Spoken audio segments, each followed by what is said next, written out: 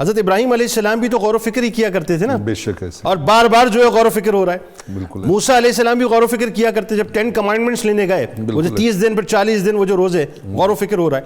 مقصد یہ ہے کہ یہ جو غور و فکر ہے بنیادی طور پہ, اگر میں ایک جملہ استعمال کروں یہ سوال کے طور پہ, اس میری بھی تصحیح فرمائیے گا اور ناظرین کو بھی ذرا سمجھائیے گا, کہ اگر میں یہ کہوں کہ عبادات ایک میزائل ہیں, ٹھیک ہے جی, اور مراقبہ بنیادی طور پر, چونکہ ہم یہ کہہ رہے ہیں کنسنٹریشن کا نام ہے, فوکسڈ ہونے کا نام ہے, توجہ مرکوز کرنے کا نام ہے, تو مراقبہ ان عبادات کا چیمبر ہے, تو یہ کیا کہنا غلط ہوگا؟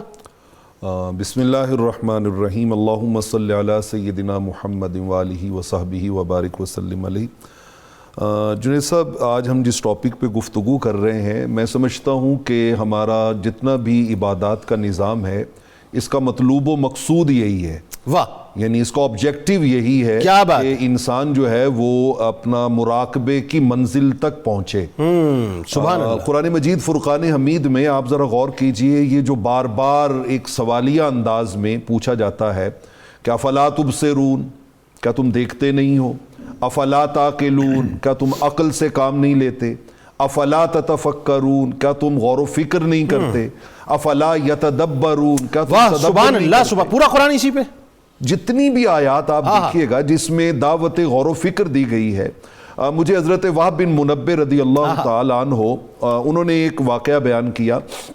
وہ کہتے ہیں کہ پہلی امتوں میں ایک شخص تھا جو اللہ رب العالمین کا انتہائی عبادت گزار, سبحان اللہ, انتہائی عبادت گزار. اس کا کوئی مسئلہ آن پڑا تو آپ دیکھیے کہ مراقبے سے جب انسان گزرتا ہے تو پھر وہ منزل کتنی قریب آ جاتی ہے, کتنی قریب آتی ہے.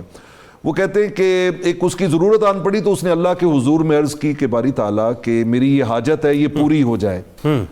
اب ایک ہفتہ گزرا, دوسرا ہفتہ گزرا, تیسرا ہفتہ گزرا. ہفتے کے دن چونکہ یہود میں عبادت کثرت کے ساتھ ہوتی تھی تو اس نے اپنی اس حاجت کے لیے اللہ کے حضور میں التجا میں 90 ہفتے روزہ رکھا. اللہ اکبر. یعنی ہر ہفتے کو روزہ رکھتا, التجا پیش کرتا. 90 ہفتے بیت گئے.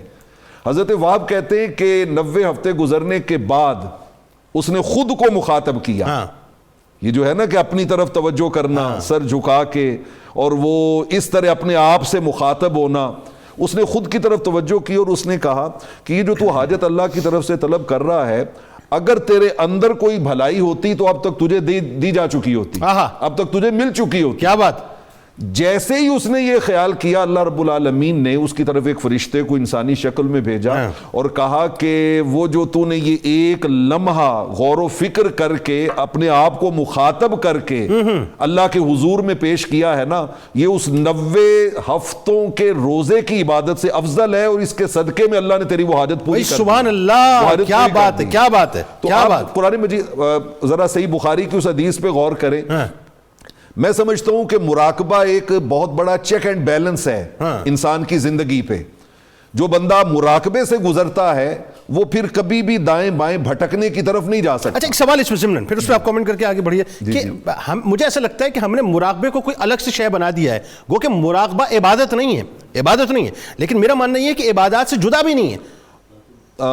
بالکل آپ درست فرما رہے ہیں, لیکن میرا ماننا یہ ہے کہ مراقبے سے زیادہ اچھی عبادت ہے ہی کوئی نہیں. جب یہ عبادات کا آبجیکٹیو ہے تو اس کا مطلب یہ ہے کہ کیا خوبصورت جملہ ہے, الاحسان ان تعبد اللہ کانک تراہ, کیا اچھی بات, کہ آپ نے یوں کنسنٹریٹ کرنا ہے کہ جیسے اس مالک کو آپ اپنی آنکھوں سے دیکھ رہے ہیں. واہ واہ, بہت ذرا قرآن مجید میں آپ دیکھیے اللہ رب العالمین نے جو چیک اینڈ بیلنس یہ مراقبے کا رکھا ہے.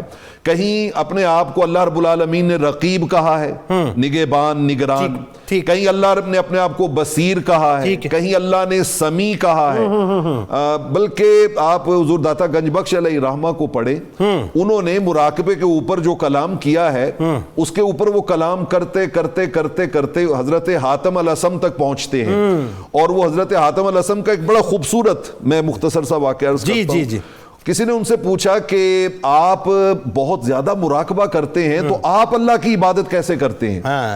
انہوں نے کہا میں جب وضو کرتا ہوں نا تو میں ایک وضو نہیں کرتا، دو وضو کرتا ہوں. ہائے ہائے ہائے. ان کا ایک میں پانی سے وضو کرتا ہوں اور دوسرا میں توبہ سے وضو کرتا ہوں. اللہ اکبر. یہ ہے مراقبہ. وہ مراقبہ آ گیا. یہ ہے مراقبہ. دوسرا میں توبہ سے وضو کرتا ہوں. اور وہ وضو کرنے کے بعد انہوں نے کہا میں محسوس یہ کرتا ہوں کہ میں مقام ابراہیم کے سامنے کھڑا ہوں. اللہ اللہ اللہ اللہ. میرے دائیں طرف جنت ہے، بائیں طرف جو ہے وہ دوزخ ہے، میرے پیچھے ملک الموت ہے، اور میں پل صراط کے اوپر کھڑے ہو کے اللہ کے سامنے حاضر ہوں. اور جب اللہ اکبر کہتا ہوں یہ سوچ کے کہ آخری نماز ہے میری. بالکل ایسے ہی. یہ ہے وہ کیفیت. اور جو بندہ اس کیفیت سے ہوتا ہے وہ پھر گناہ کا تصور بھی نہیں. بالکل.